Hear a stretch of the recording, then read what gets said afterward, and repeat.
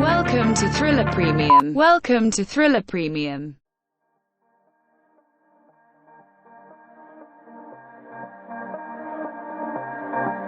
Gathering all the information you would need to stay ahead of the curve on your crypto investments. Welcome to Thriller Rundown.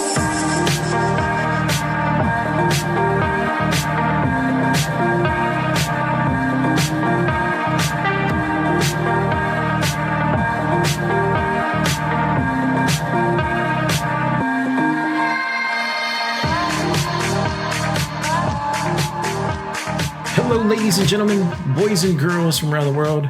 Today is October 6, 2019, and we're talking the certainty of Bitcoin.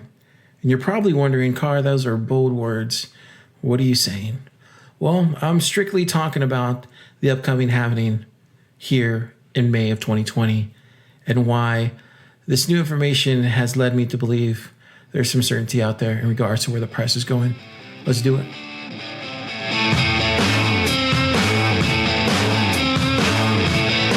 The Rundown.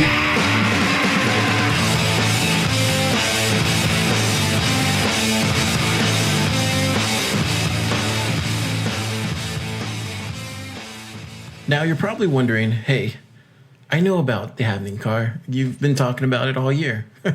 It's the last great thing we have to look forward to. Well, yeah, technically it is, right? I mean, we have that Bitcoin ETF that's probably going to get disapproved here next week, or maybe even this week. It's on the 13th. But this is important because I want y'all to know where this is headed. I think the vast majority of the crypto space has forgotten where we came from and where we're going.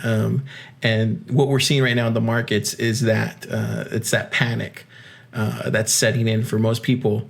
But it's because of this panic, they don't see where we're headed. I want to make sure that our listeners are understanding where we're headed and how this is inevitable. It was released this week that one of Germany's biggest bank predicts Bitcoin reached 90,000 due to the halving based on stock to flow model. We covered that about a week ago on Thriller Crypto subscription. You can go check that out. It's a really good, informative topic. The stock to flow approach, originating in commodity market analysis, serves to quantify the hardness of an asset. Applied to Bitcoin, an unusually strong correlation emerges between the market value of its cryptocurrency and the ratio between existing stockpiles of Bitcoin and new supply. Satoshi is a genius. He understood that decoupling supply from price and from mining efforts, it was this difficulty adjustment that was absent in the case of all of Bitcoin's predecessors like BitGold, etc. But understanding stock to flow was a great teaching point for myself and for y'all, I would imagine. And it's definitely a precursor to know for what we're about to discuss. So with that, let's get into the certainty of Bitcoin, because I know that's what you want to hear. Now, this is coming from Rec Capital. I'll put a link in the show notes for his Medium article. But the certainty of Bitcoin is a for real thing. But first, we got to understand where we came from, right? But let's look at the first halving. It took approximately 513 days for Bitcoin to rally over 13,000% from the $2 bottom to the market cycle top of $270. This was in November of 2012. Now, Bitcoin's first halving was a key catalyst that spurred significant growth and a new bull cycle for Bitcoin. As soon as Bitcoin reached its post-halving peak of $270, the 2013 bear market began as Bitcoin's price declined 80%. This bear market lasted approximately 87 days. And after that, the second Bitcoin halving took place, and this was in early July 2016.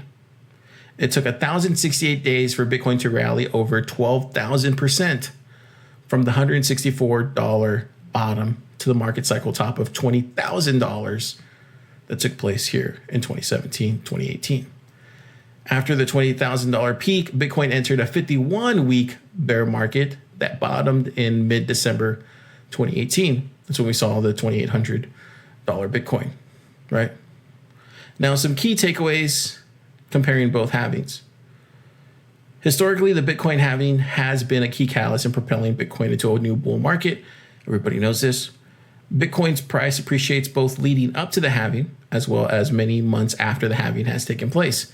In fact, Bitcoin has reached a new all-time high as a result of the halving. But it is many months after the halving that this new all-time high in Bitcoin's price is set. Now, Bitcoin has rallied between 12,000 and 13,000% in each of its first two halvings. There are similarities, which are really interesting.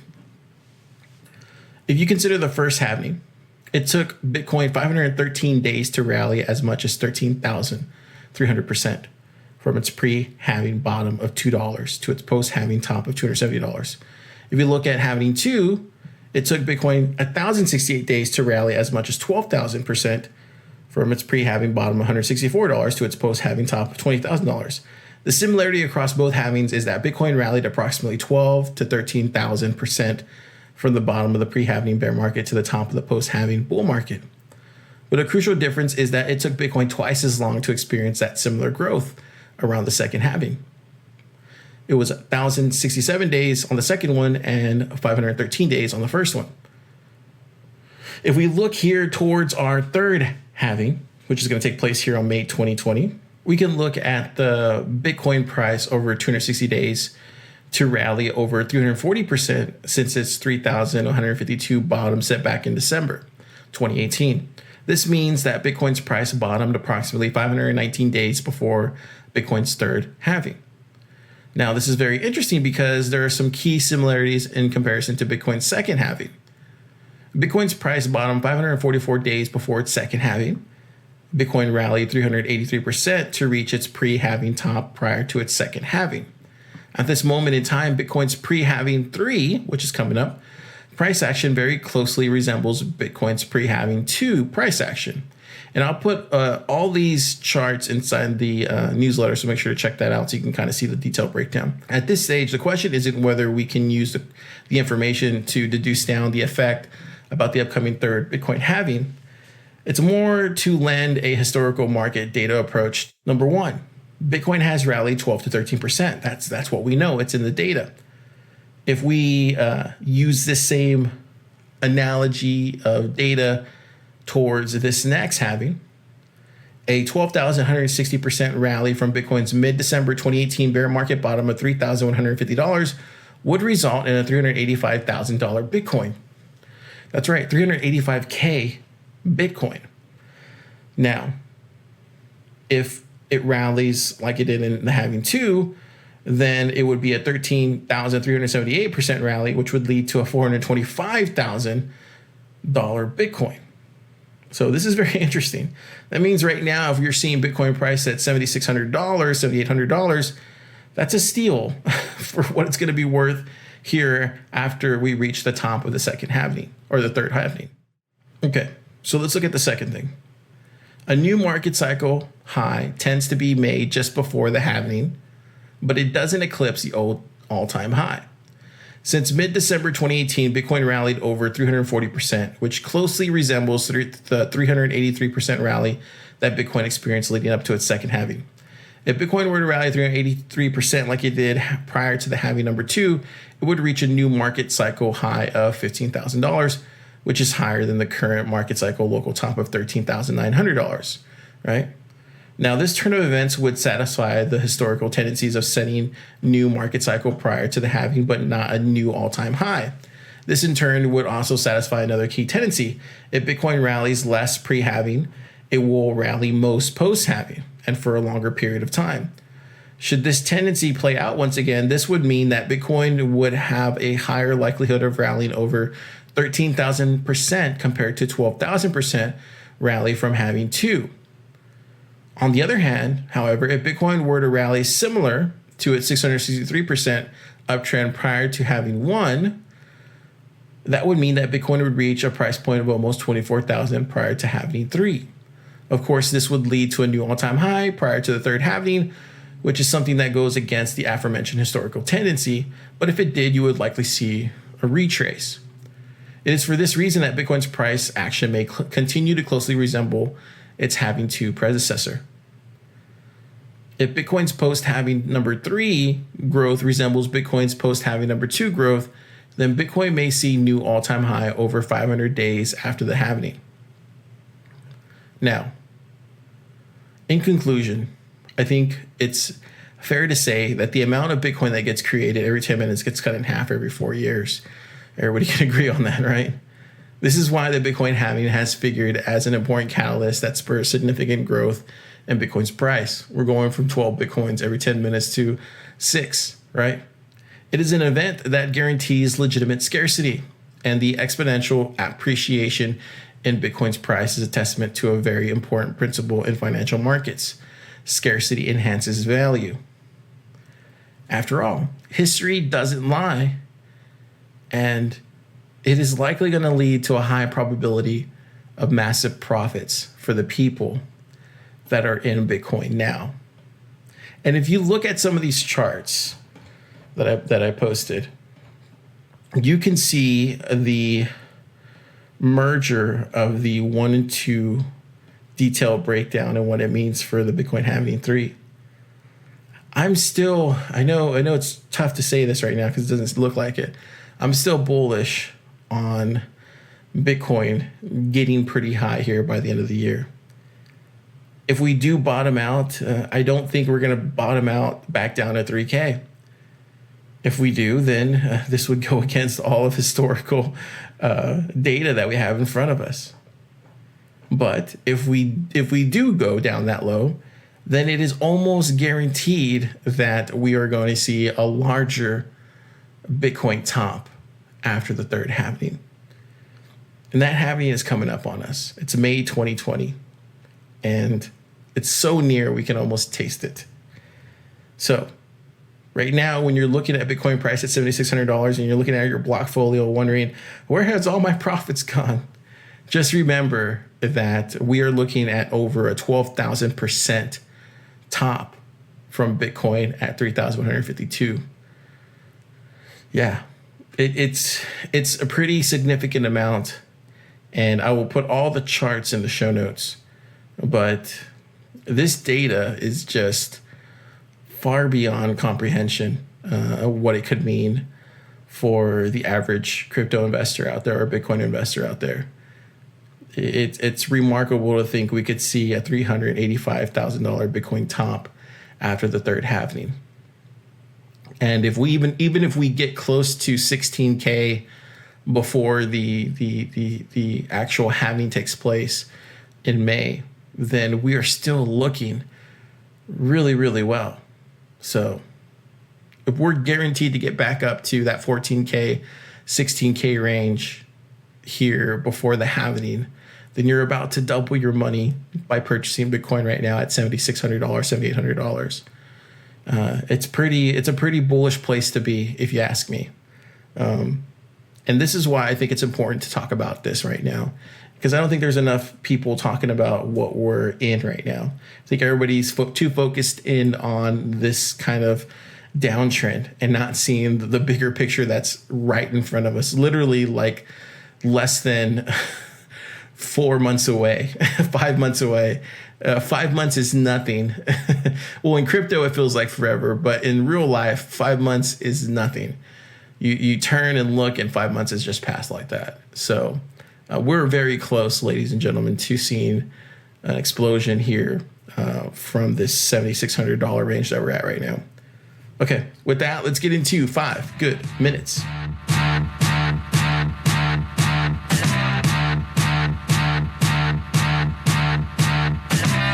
5 good minutes.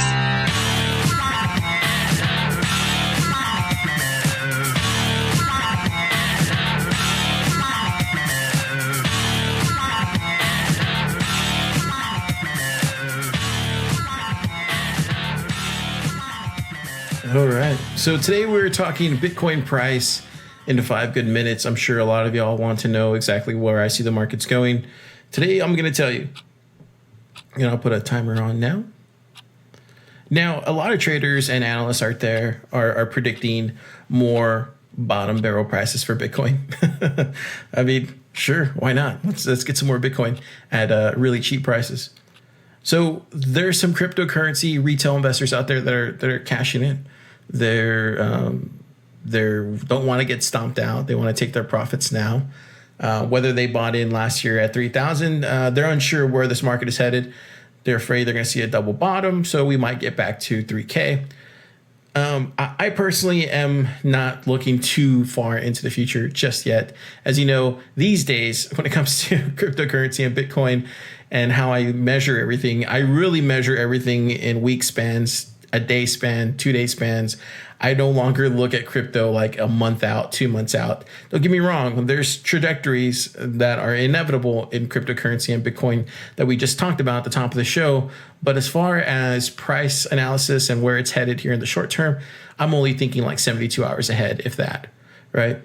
So right now, I'll tell you, we're currently at $7,800. I am looking for Bitcoin to reach $7,600, $7,700 this week. I think we'll probably get as low as $7,200, depending on how scary the market is out there. We were talking about the looming recession yesterday on Thriller Insider, and I mentioned that the reason the price of Bitcoin is going down is the dollar is strengthening out there in the world economy. So people are moving over into the dollar. I think a lot of cryptocurrency and Bitcoin investors out there think that, macroeconomics, especially when it comes to the US dollar and other currencies out there, don't play an effect on Bitcoin. I think it absolutely does. And I think what we're seeing is people moving it over to USD primarily. There's a looming recession that is happening and people are afraid. And if you take a listen back to our old Bitcoin recession episode that we did, I think it was maybe a month back, where we talk about what happened in a recession if Bitcoin was around and how that would take place, because this would be Bitcoin's first big battle, right? And so this week, I'm literally looking at $7,600 Bitcoin, $7,200 Bitcoin, maybe. I don't foresee us falling, further than that. I would be really, really, really bearish if I thought that. I think long term, like we were just talking about, the Bitcoin halving happening in May, buying at these prices is a good thing, like a really good thing for Bitcoin, like for yourself, for your family, where you could be headed in the future. If we're going to go up 13,000% here in the next, 24 to 36 months, then gosh, like that's a tremendous opportunity there for you to, make a significant change in your life. I mean, so what I'm doing right now is I bought Bitcoin today. I bought Bitcoin on Friday. I'm continuously buying Bitcoin at these prices. I am not afraid of dropping down to 3,800 or 3,600 or retesting there. I think it's very dumb as a cryptocurrency Bitcoin investor like myself to not buy in at these prices. I won't feel bad, just like I didn't feel bad when we went up to 14K. I didn't feel anything, because at that point it was just like everything was in front of us. Who knows where we could have gone from there, but it didn't matter. There was going to be that inevitable run, and we were going to see that. So if you're listening to people out there that are telling you to sell at this price, you probably shouldn't be taking their advice, quite frankly, because they're trying to get you to drop those bags. And they want the price to drop even further. Trust me, if I was manipulative and I wanted the price to drop, I would tell you everything I could about it being bearish for you to drop the price, right? I think we have enough pull at this point to make that happen. But no, that's the wrong thing to do, because there's a great opportunity here to 2x your investment here in the short term before the happening. And that's what I'm hoping to do.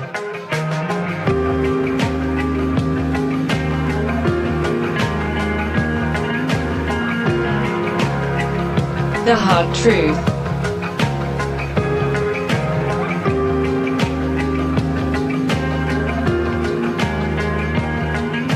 You want answers? I think I'm entitled. You want answers? I want the truth! You can't handle the truth! So today we're talking Libra coin. Surprise, surprise. The hard truth. PayPal just announced that they're exiting the Libra ecosystem, association, whatever you want to call it, conglomerate, who knows what it is, cartel. They say this journey to build a generational payment network like the Libra project is not an easy path. We recognize that change is hard and that each organization that started this journey will have to make its own assessment of risk and rewards of being committed to seeing through the change that Libra promises. With that, with love from Paris. PayPal. They didn't cap off that last part. We also have the Libra Council actually meeting here in Geneva on October 14th, where they're going to go over, I guess, more information as to how this is going to be rolled out. I think at this point, I think I've said it before, Mark Zuckerberg is going to release this no matter what governments around the world say, no matter what these different, companies, financial companies say. He's going to release it one way or another. I just wish that he would release it in a way that would further this ecosystem. Don't get me wrong. I enjoy that he is the whipping boy of cryptocurrency right now. Everybody attacks Facebook as opposed to attacking Bitcoin. And that's one good thing that has come of all this. No one's attacking Bitcoin anymore. Everybody's attacking Facebook, and he's kind of become that for us. And thank God for that, right? But I will say, though, I want to see him really embrace crypto. Why can't he just use Ethereum at this point? Let's make DeFi happen, Mark. Let's see you use DeFi and actually roll out a new financial system. There's Maker out there. There's different projects that will help you do this right now. Currently in the space, no need to build out anything. No need to get these contracts with anybody. Let's just roll this out pre-alpha style. Yeah, I also like the fact that Tim Cook came out and said that he really thinks currency should be still in the hands of countries. He said that he's not comfortable with an idea of a private group setting up a competing currency. He's basically referring to Facebook. And so that's bullish because that shows that he's open to open platforms, and an open platform like Ethereum and Bitcoin is hopefully something we'll see here in the near future on an Apple iPhone, maybe on their wallet. Who knows? Samsung's already done it.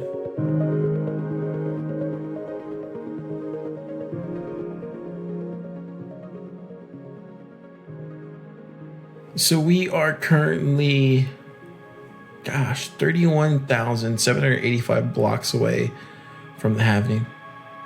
Pretty cool. Bitcoin is at $7,813. Only 220 days left, ladies and gentlemen. That's what it takes. You know, change for the best is always hard. It takes a good look at oneself to understand what change could bring in your life. When I met Bitcoin and cryptocurrency, I realized that change was inevitable for myself. The way I thought, the way I looked at money, the way I treated everybody else. And introducing this podcast to the world, it really taught me how I'm bullish on the human race. You'd be surprised that so many people out there believe in a competing currency that transfers wealth, not from the poor to the rich, but from the rich to the poor, and it levels the playing field like no other. Bitcoin can truly change the world, and it can truly do wonderful things for the entire global economy. And that's why I'm bullish on it. See you next time.